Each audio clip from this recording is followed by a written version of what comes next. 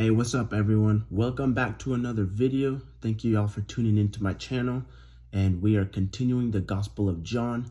Let's get straight to it. Let's see what it says. So we got John. So we read chapter 4 yesterday. It was a great and sweet read, and today we are going to read chapter 5. John chapter 5. Hear what it says. Hear what it says. Okay. After this, there was a feast of the Jews, and Jesus went up to Jerusalem. Now there is in Jerusalem by the sheep gate a pool, Aramaic, called Bethesda, which has 5 roofed colonnades. In these laid a multitude of invalids, blind, lame, paralyzed.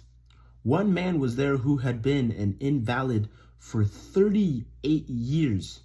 When Jesus saw him laying there and knew that he had already been there a long time, he said to him, "Do you want to be healed?" The sick man answered him, "Sir, I have no one to put me into the pool when the water is stirred up, and while I am going, another steps down before me." Jesus said to him, "Get up, take your bed, and walk." And at once the man was healed, and he took up his bed and walked.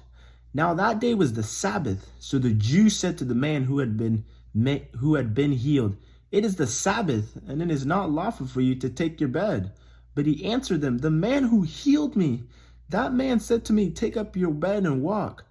They asked him, "Who is this man who said to you, 'Take up your bed and walk'?" Now the man who had been healed did not know who it was, for Jesus had withdrawn, as there was a crowd in the place. Afterwards, Jesus found him in the temple and said to him, "See, you are well. Sin no more, that nothing worse may happen to you." The man went away and told the Jews that it was Jesus who had healed him. And this was why the Jews were persecuting Jesus, because he was doing these things on the Sabbath. But Jesus answered them, "My Father is working until now, and I am working." This was why the Jews were seeking all the more to kill him, because not only was he breaking the Sabbath, but he was even calling God his own Father, making himself equal to God. So this is a big proclamation that Jesus is saying that he is God, pretty much. He's saying that he's practically making himself equal to God here.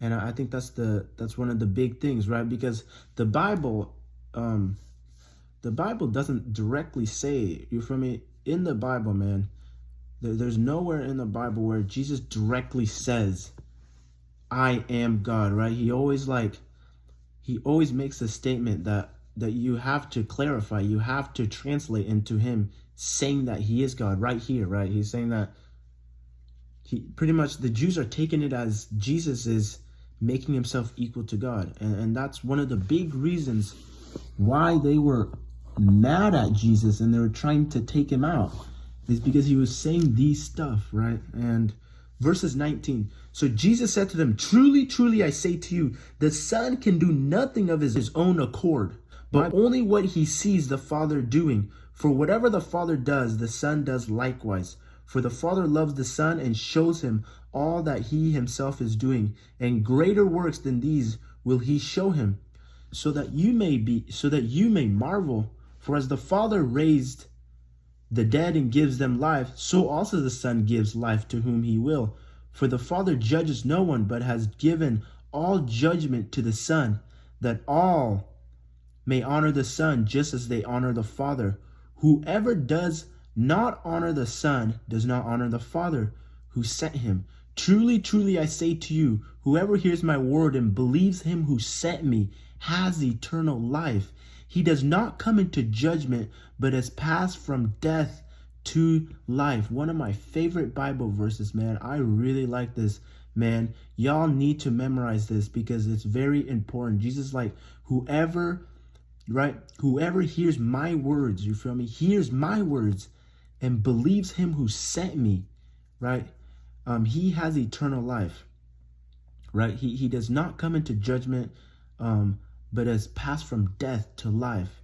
And man, as I say, man, John 5:24 is one of my favorite Bible verses, and I have memorized that thing, man. And I encourage y'all, man, memorize this verse because it is very important, right? It says whoever who hears and believes, right? You got to hear, and then you got to do something about it, and that's the importance of it.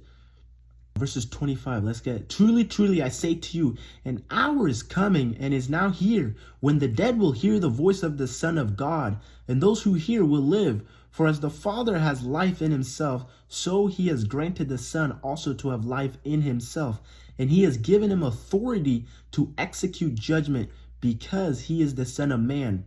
Right? Do not marvel at this, for an hour is coming when all who are in the tombs will hear his voice and come out, those who have done good to the resurrection of life, and those who have done evil to the resurrection of judgment. Right? Verses 30, I can do nothing on my own. As I hear, I judge. My judgment is just, because I seek not my own will, but the will of him who sent me. If I bear witness about myself, my testimony is not true. There is another who bears witness about me, and I know that the testimony that he bears about me is true. Verses 33, you sent to John, and he has bore witness to the truth. Not that the testimony that I received from man. I say these things so that you may be saved. He was burning and shining lamp, and you were willing to rejoice for a while in his light. But the testimony that I have is greater than that of John, for the works that the Father has done, for the works the Father has given me to accomplish, the very works that I am doing bear witness about me that the Father has sent me. And the Father who sent me has himself bore witness about me. His voice you have never heard, his form you have never seen, and you do not have his word abiding in you, for you do not believe the one whom he sent. You search the scriptures because you think that in them you have eternal life, and it is they that bear witness about me. Yet you refuse to come to me that you may have life. I do not receive glory from people, but I know that you do not have the love of God within you. I have come in my Father's name, and you do not receive me. If another comes in his own name, you will receive him. How can you believe when you receive glory from another and do not seek the glory that comes from the only God? Do not think that I accuse you to the Father. There is one who accuses you, Moses, on whom you have set your hope. Right? For if you believed Moses, you would have believed me, for he wrote of me. But if you do not believe these writings, how will you believe any words? Right? So Jesus is just, basically, Jesus is going straight to it. He's like, y'all are like blind, man. It's like Moses, you feel me? People are witnessing about me. John witnessed about me. Moses talked about me, and y'all are still not believing, right? And basically, Jesus is just, he's putting the Pharisees in kind of a pickle, because the Pharisees thought that they knew all things, right? But they're like, it seems like they are blind to some form of the truth. And it's really interesting, man. This chapter, I really like the start of the chapter, though. Y'all should go back, man. I really like the Jesus heals this paralytic man, right? And the cool thing about this is that if y'all read verses 6, when Jesus saw him laying there, he knew that he had already been there a long time. He said to him, "Do you want to be healed?" Right? Do you want to be healed? Jesus knew that he needed to be healed, right? But the cool thing about this is that Jesus asked him, right? Jesus asked him if he wants to be healed. And that's the big question for all of us, man. Is maybe Jesus is waiting for us to say, yes, I want to be healed. Or yes, I'm done trying on my own, right? Yes, I need help, right? And it's just very interesting is that Jesus doesn't, so far, Jesus has not forced anything on anybody, right? He preaches the word, right? He preaches in a way that people can understand and receive it. And the cool thing is that he offers it too afterwards, right? He offers that just like in chapter 4, right? He offers salvation to the woman at the well, right? He doesn't force anything on her, but he offers it. And over here, Jesus is offering, right? Do you want to be healed? He's asking, right? Because it's us, right? It's us holding ourselves back, man.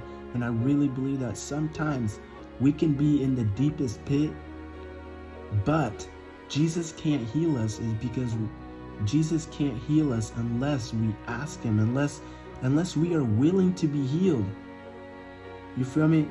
It's truly just us holding ourselves back in some circumstances. And I know that sometimes when things are going south and I am just trying, and it's like Jesus is just right there. He's like, Elijah, I'm here to carry the load for you. I am here to carry your burden, to make your yoke light.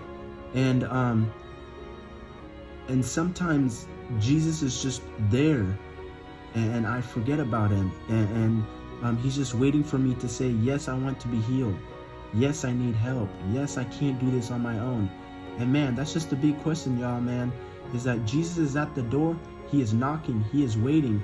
He wants you to say yes, and he wants you to invite him in. And yeah, so that is John chapter 5, man. I really like this read, and we are continuing the series, A Journey Through the Bible. Thank you guys for tuning in today. And John chapter 6 is next, and it'll be an interesting read there. Y'all take care again, man. Thank you guys for tuning in.